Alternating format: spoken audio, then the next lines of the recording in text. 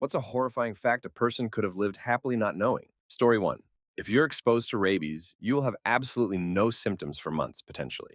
As soon as you start showing symptoms, you are going to die. There's nothing that can be done for you.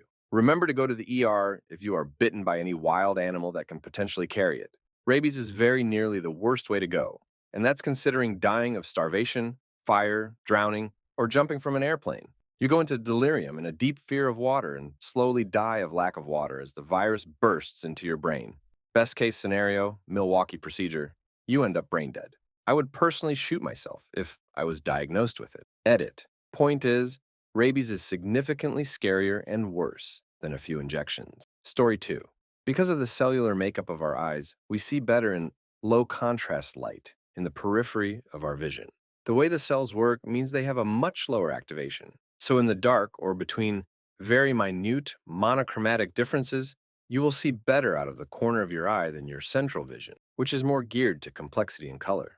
So with that in mind, theoretically, if there was something you could make out in the corner of your eye but not visible when you look directly at it, it could really be there. Whilst this is true, please be sensible with this knowledge, and remember our brains are hardwired to freak us out and pad out our senses. The vast majority of weird, creepy things we see slash hear slash feel are partially made up by our brains, and the things which aren't are nihilistically uninterested in us. Story 3. At all times, we could be surrounded by fourth dimensional beings, but we just can't see or detect them in any way because we live in the third dimension. They could be observing and studying us at this very moment. And perhaps the reason why we haven't found any aliens yet is because they are fourth dimensional beings. The only difference between us and fourth dimensional beings is they can move freely across space and time while we're limited to a particular location in relation to where we were previously and a particular time now. Essentially, they would look like teleporting time travelers. We could still see them. Past the fourth, though, you're right. We wouldn't be able to because they would be in a different universe entirely. Story 4. In the 60s, there was an experiment to attempt to teach dolphins to comprehend English, even going as far as to attempt to teach it to speak English itself. The experiment went south when one of the people working on the experiment, Margaret Howe Lovett, started having intercourse with a dolphin named Peter, something she claims the dolphin initiated. At the same time of this, one of the other people involved, neurologist John C. Lilly, was given the go-ahead to start experimenting with LSD, and so decided to also use LSD on the dolphin. Due to a gigantic cut in funding, they were forced to move, and the dolphin was kept in horrible conditions and taken away from his trainer buddy Margaret, and so committed seppuku by drowning itself. Story 5. Diamond dust is a horrifying poison. When ingested, your body is unable to round off the sharp edges like it can with glass. It will cling to your insides. The muscle movements of your guts will scrape your insides. The dust particles will get pushed deeper and deeper until you die of internal bleeding. It takes months to die of this, and you will be in immense pain. Once inside of you, there's nothing that can be done anymore. Story 6. Japanese giant hornets exist. They have 6-centimeter wingspans and prey on honeybees. They can kill up to 40 beats per minute and feed on the larvae once all the adult bees are dead. Oh, and their venom is potent enough that 10 stings is serious enough to require hospitalization. And the stings can literally melt your flesh in the area around the injury, creating a hole. It's obviously extremely painful. Story 7. When a Komodo dragon bites you, it sends a complex jolt of venom and extremely nasty bacteria under your skin. They don't even own toothbrushes in most cases. These guys can't move very fast, but they don't have to, because after you bail out to get away from the giant lizard, your own adrenaline sends the toxins racing through your veins. And in a few hours, you will be twitching your last, sicker than you ever believed possible. The Komodo dragon casually follows your tracks in the sand and gulps you down like a Pop-Tart while you watch helplessly. You're welcome. Story 8. The cause of death from crucifixion is actually suffocation, not blood loss. The nails would not go through the hands as depicted with Jesus, but between the bones in the forearm near the wrist, where the bone has a slit gap. Then, one nail was used through both heels of the feet, so that the person's legs were slightly bent off to one side. This puts all of their weight on their diaphragm. The only way to relieve the weight and breathe is to stand on the nailed feet. They can survive a couple days before their legs get too exhausted to stand. If the people crucifying him/her want her to die quicker, they would break their knees so they couldn't stand. Story 9. The entire Fermi paradox. Basically, it states that there is some reason why we haven't been contacted by alien life. A few of my favorite hypotheses are all intelligent life seeks to destroy others. Everyone is listening, but no one is transmitting. Earth is being deliberately left alone just to observe us in our natural habitat. Then, of course, there is the Great Filter, which says that something out there is killing off civilizations before they are advanced enough for interstellar communication. Story 10. A little late to the party, but one of my friends blessed me with this low-key terrifying fact about escalators. They are designed to always move at a consistent speed, no matter how many people are standing on them. When an escalator detects an increase in weight, it powers up the motor to compensate. If you were to somehow fall into an escalator and get stuck in the gears, it would detect the increased resistance as an increase in weight and send more power to the motor. In short, the escalator would actively try to crush you. Story 11. That person would be me. When I was a kid, my mom, for some reason, would never ever let me around my step-grandfather for some and would refuse to visit. He would have gatherings and cookouts all the time, and when I did come around him, he seemed like a family-oriented person, pretty nice. When I got older, I curiously asked her why we never visited or let me go around him. Turns out that same man repeatedly physically abused my mom throughout her childhood, which forced her to live in the streets and sell drugs to make a living. Never saw things the same way ever since. Story 12. It's very rare, but sometimes it's possible for a woman's body to absorb an ectopic pregnancy. The body calcifies the fetus to prevent it from decomposition, and it eventually turns to stone and is not usually discovered until many years later. This is known as a lithopedion or stone baby. Also, there's a rare phenomenon called postmortem fetal extrusion, aka coffin birth. This sometimes occurs when a pregnant woman is buried. The buildup of gases in her body during decomposition can push the fetus out after burial. Obviously, this is nearly impossible nowadays with modern medicine and postmortem examinations, but this was much more common over 100 years ago. Story 13. Hisashi Uchi received the highest dose of radiation ever observed in a human. He went through horrible effects of radiation poisoning, some of which had never been observed. Internal organs shutting down, white blood cell count near zero, complete elimination of his DNA. Perhaps the most disturbing effect was that his skin began to peel and rot. The doctors tried to perform skin grafts, but due to fluids leaking from his pores, the grafts wouldn't take. On day 59 of his treatment, his heart stopped 3 times in 49 minutes, causing severe damage to his brain and kidneys. He requested many times to be allowed to die and said he didn't want to be a guinea pig anymore.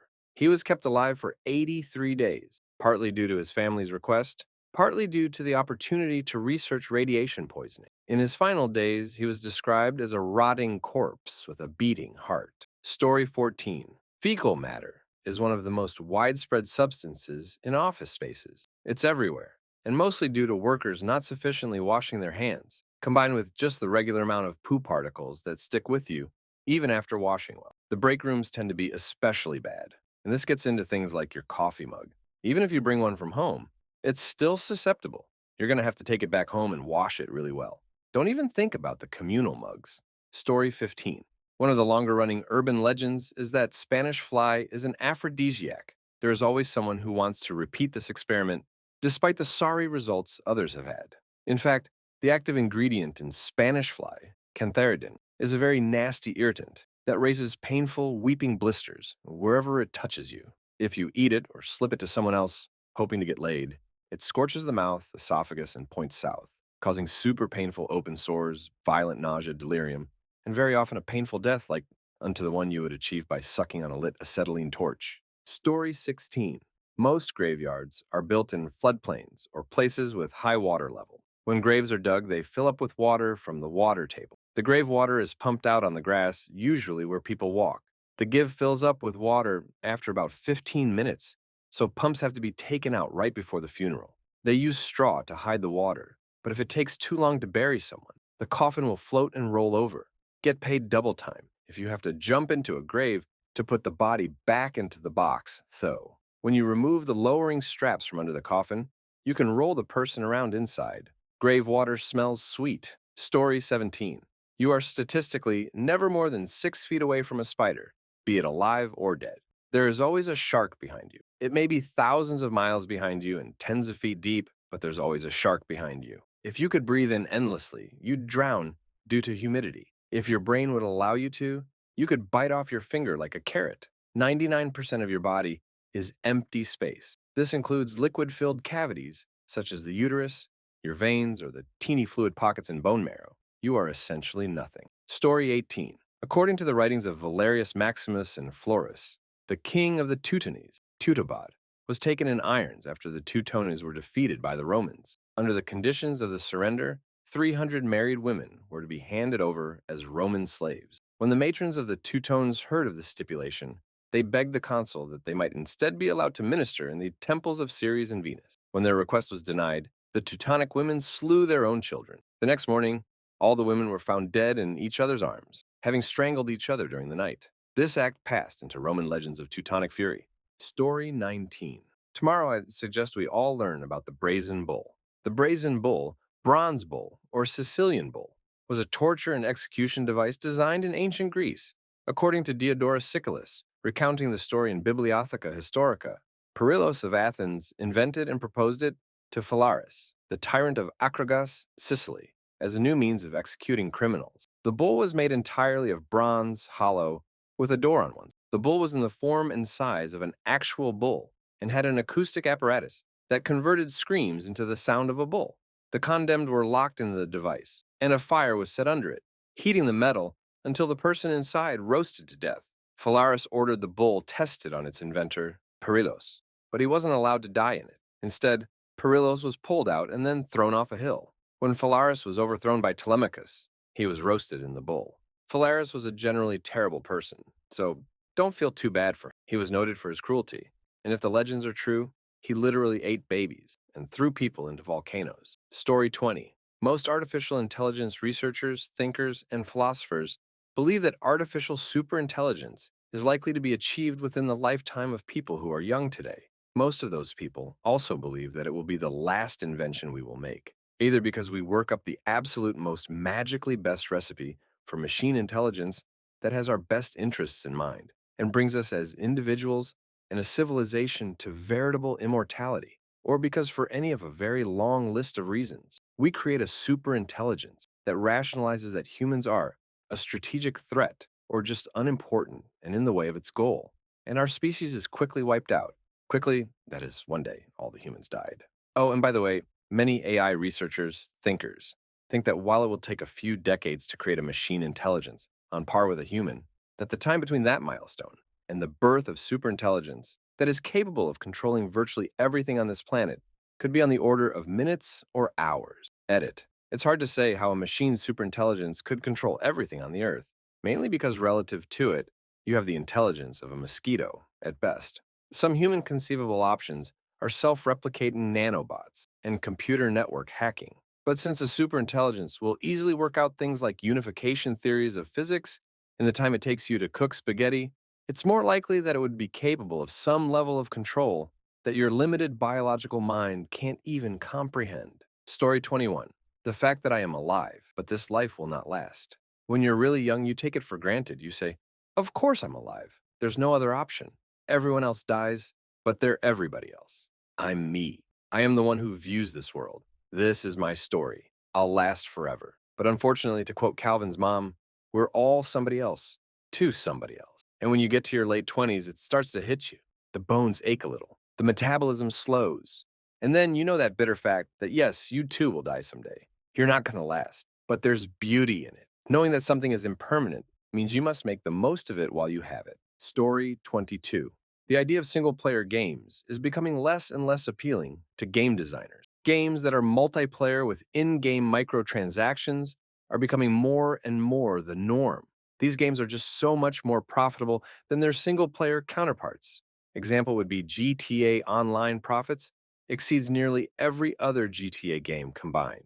Games will no longer be finished products. The consumer will be the beta testers and won't receive discounts for it. Some are even receiving their funding from the consumers themselves before they even start to work on it from crowdfunding. Some recent games are amazing, but I can see the new norm being phone games based on microtransactions. For me, this is terrifying, and it's the death of a hobby that I love.